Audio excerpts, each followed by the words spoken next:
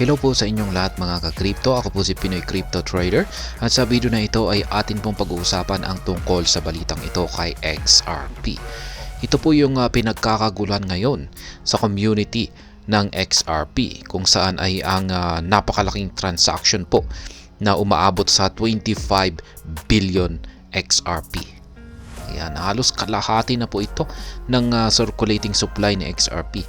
Kaya yan po ay siyempre yung transaction na naganap dito ay pwede po itong magdulot ng epekto sa market price ni XRP dahil sa sobrang laki nito.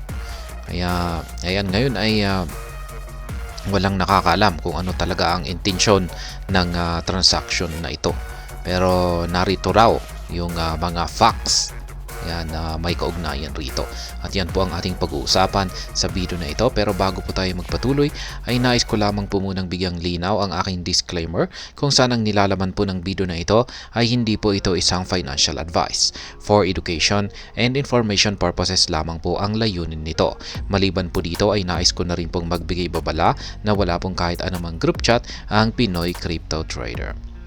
Yan, ang sabi po rito ay Whale Alert recently spotlighted the movement of 25 billion XRP, nearly half of XRP's circulating supply to crypto exchange Bitfinex in an attempt to exploit the exchange. Kaya yan, si Whale Alert, isa po siyang tracking platform na nagbabantay sa mga malalaking nagaganap na transaction sa blockchain. Kaya yan, na-detect po niya yung napakalaking transaction na ito dito kay XRP na umaabot po ng 25 billion na XRP token yung amount na transfer. Ayan. Sabi rito ay halos malapit na yan.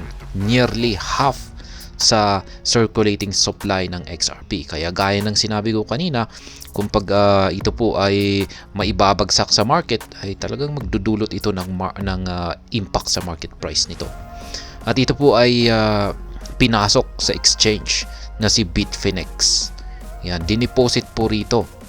At mukhang yung binbalak po rito ay para magsagawa ng isang exploit dito kay Bitfinex. Ayan. Parang i-exploit nila itong si Bitfinex para siguro ay para mag-collapse. Ayan.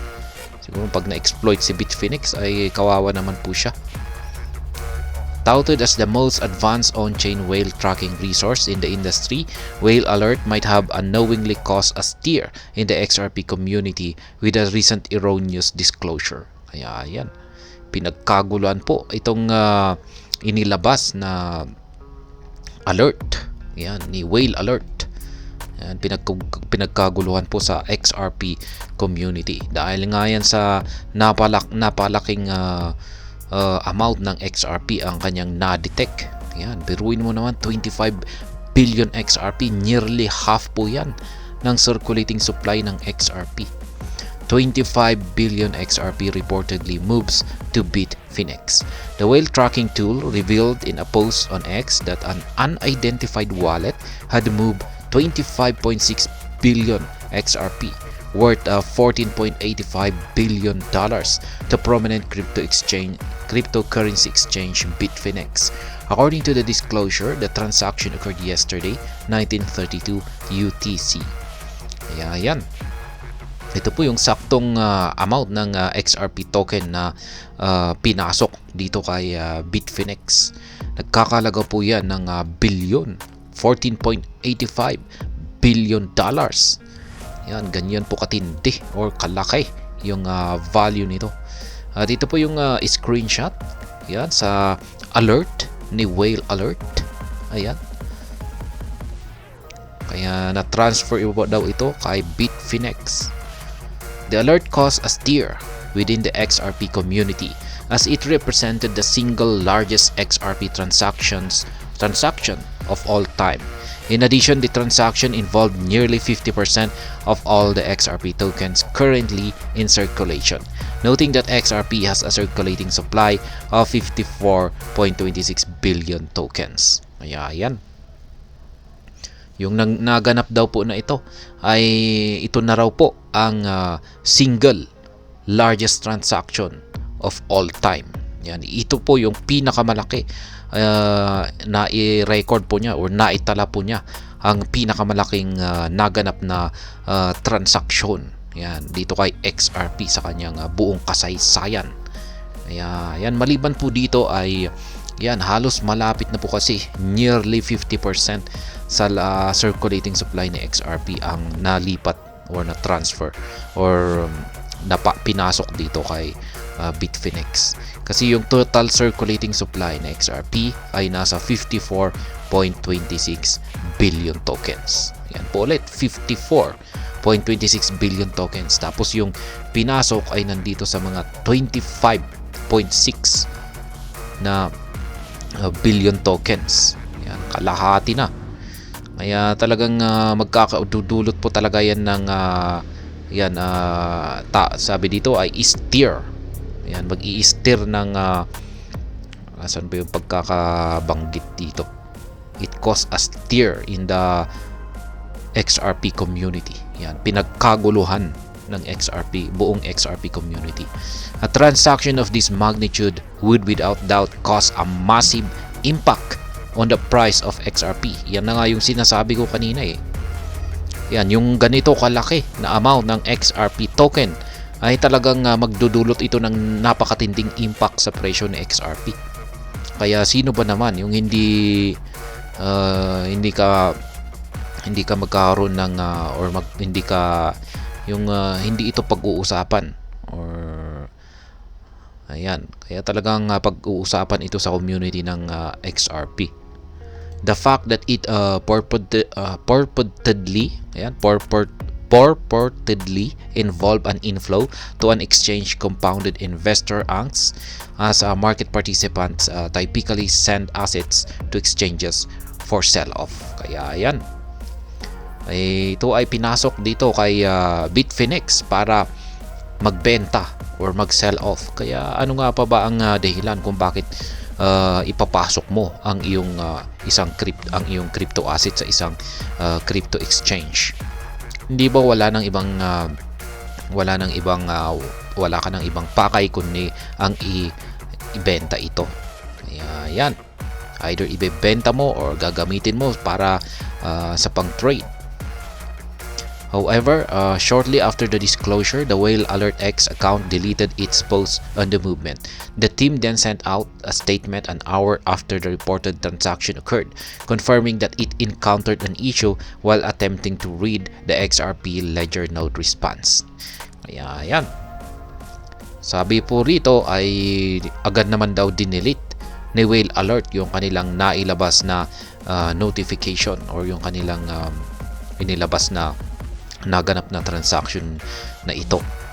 Kaya yan, ayon po sa team ng Whale Alert ay sabi po nila na nagkaroon daw po ng issue or problema dito sa XRP ledger node response. Yan, kaya nagkaroon ng kaya nagbigay po ng maling alerto itong si Whale Alert. Yan po siguro yung naging dahilan. They noted that as a result of this issue, the Whale Alert bot sent out some wrong posts regarding XRP movements. The reported 25.6 billion XRP transaction was one of these erroneous posts. Kaya yan. Ayon po sa team ng Whale Alert ay dulot daw po kasi ng naganap na issue na ito dito sa node ng XRP ledger ay ayan, nag-send po yung bot ni Whale Alert ng maling information. Kaya kasama na po rito yung report yan na kanyang inilabas na 25.6 billion na XRP na naganap na transaction. Kaya ibig sabihin or sa madaling salita ay hindi po naganap or wala pong naganap na transaction na 25.6 billion kung ito ay isang error lamang ni Whale Alert. Here are the facts. Interestingly, an investigation carried out by the Crypto Basic confirms that a market participant did not initiate the 25.6 billion XRP transaction last night. Data from XRPL Explorer BitTomp suggests that the address in question was activated by ChangeNow yesterday. Kaya yan, ayon po sa isinagawang research dito ng The Crypto Basic ay kanila pong nakumpirma na ang market participant yan ay hindi po talaga siya nag-initiate or hindi po siya talagang nag-transfer ng 25.6 billion na XRP. Ayan. The address initiated a 25.6 billion XRP transaction shortly after creating a trust line of $1 billion. However, the transaction failed as its balance was not up to the specified amount. Kaya yan. Nag-initiate po siya ng 25.6 billion XRP na transaction. Ngunit ito ay nag-fail kasi hindi po sapat yung kanyang balance. Kaya yun. Tapos siguro, ayan po talaga, ayan, nakikita po natin yung kanyang screenshot dito na the transaction failed because the provided paths did not have enough liquidity to send the full amount. Kaya ayan, kulang po yung kanyang balance. Kamali lamang po siguro siya ng in-input na amount. Ayan, napasobra siguro. At dito naman na sumakto na nagkaroon ng error yung nodes ni XRP Ledger. At yan, napulot ni Whale Alert. Tapos agad naman po niyang inilabas bilang notification. Nonetheless, due to the technical issue with reading the XRPL node response, the Whale Alert bot flagged the transaction as successful and erroneously made a disclosure on it. As of press time, the address is currently inactive, having been deleted today at 4:27 UTC. Kaya yan, maski nag-fail ay dulot nga ng error ng node ng XRPL node response ay yan, maski nagkaroon na siya ng failure ay pinulot pa rin siya ng bot ni Whale Alert at kinonsider po niya ito na isang successful na transaction. Tapos pinost niya, ayan, pinost po niya at inilabas po niya sa sa kanyang platform. At ayan, pinagkaguluhan ng maraming mga pinagkaguluhan ng buong XRP community. Attempted hack. Paulo Arduino, the CTO of Bitfinex, shed light on the purpose of the transactions in a recent post on X. According to Arduino, an attacker attempted to hack Bitfinex with a partial payments exploit. Kaya yan, ito naman po ang espekulasyon dito ni Ginoong Paulo Arduino. Siya naman po ang CTO ng Bitfinex. Ayon po sa kanya ay yung naganap na transaction na ito ay isa raw po itong attempted hack. Ayan. Meron daw po silang plano na i-hack itong si Bitfinex sa pamamagitan po ng paggamit ng partial payments exploit. Kaya yan po yung actual na tweet rito ni Ginoong Paulo Arduino, ang CTO ng Bitfinex. Someone attempted to attack Bitfinex via partial payment exploit. Attack failed since Bitfinex properly handles delivered amount data field. Kaya yan naman po yung kanyang spekulasyon dito. Yan, yung pagtatangka na ito ay isa po itong partial payment exploit. Ngunit nabigo raw yung hacker dahil yung si Bitfinex ay meron po siyang system na napakagandang system kung saan ay kaya po niyang i-handle yung delivered amount data field, yung tama na amount. Yan. Kaya tulad ng nangyari dito na kukulang yung amount or balance ng yung sender ng malaking amount ng XRP ay nag-fail po siya. Kaya yan, maganda po yung system ni Bitfinex. The Wolf of Wall Street. Ayan, this cannot be real. The circulating supply of XRP is roughly for 54 billion. This is almost half of that from one wallet in one transaction. Kaya yan nga, kung iisipin nga natin ay napaka-imposible po talagang mapunta yan sa isang tao or isang institution yung kalahating supply ng XRP. Yan, kasi 54 billion yung total circulating supply ng XRP. Tapos ito yung nagmamay-ari nito, yung nag-send sa transaction ay meron siyang kalahati nito. Kaya napaka-imposible po.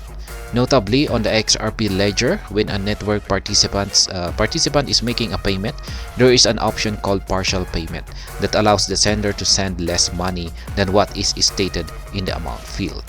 Kaya yan, pagdating daw po kasi sa XRP ledger ay meron pong option na tinatawag na partial payment.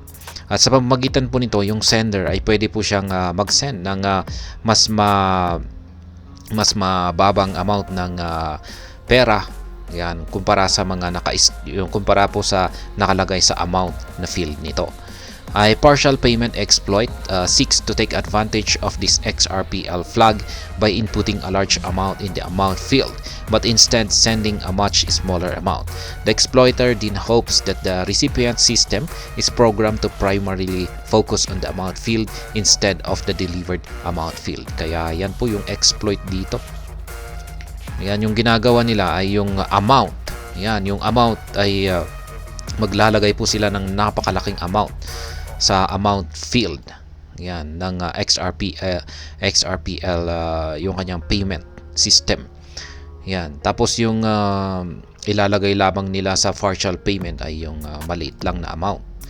Ngayon ay inaasahan po ng exploiter na yung babasahin po ng receiver, katulad po ni Bitfinex, ay yung nakalagay sa amount at hindi yung nakalagay sa partial payment. Kaya kung pag yan po yung nangyari at tinanggap niya, ay yan, gumana yung exploit. Pero pag hindi, ay yan, magfe-fail. Pero ayun nga, sabi ni Ginoong Paulo Arduino ay ayan, napakaganda yung kanilang system. Kaya nabigo yung exploiter na ito sa kanyang pagtatangka. However, Arduino confirmed that the attempted hack failed because Bitfinex system focuses on the delivered amount field.